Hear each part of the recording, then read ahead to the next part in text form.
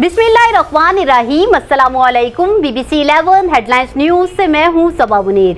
ناظرین، آپ کو اپڈیٹ کریں فیصل آباد سے، جہاں ہمارے نمائندہ خصوصی ابرار حسین کے مطابق SSP patrolling police Faisalabad region Mirza انجم کمال کی ہدایت پر موبائل ایجوکیشن یونٹ نے جنوری سے جون 2021 تک کی پرفارمنس رپورٹ جاری کر دی، جس میں موبائل ایجوکیشن یونٹ کی ٹیم نے آگاہی مہم کے دوران 126 تعلیمی اداروں، 198 پبلک پلیسز، 205 ٹیکسی، رکشہ، بس اور ٹرک سٹینڈز، 190 کمرشل مارکیٹ، 70 مختلف دیہات، 89 اسپتال اور دیہی مرکز صحت، 107 petrol pumps, 187 goods transport, 80 union councils اور 116 بینکوں کا دورہ کیا۔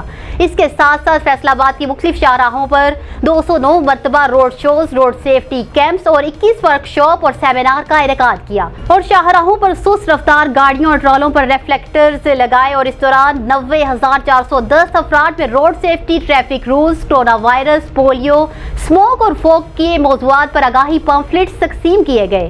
اس کے ساتھ ساتھ پیٹرولنگ پولیس کی ویلفیئر کے لیے 10 مختلف تعلیمی اور رفاہی اداروں، اسپتال اور لیبارٹریز کے ساتھ MOU سائن کیے۔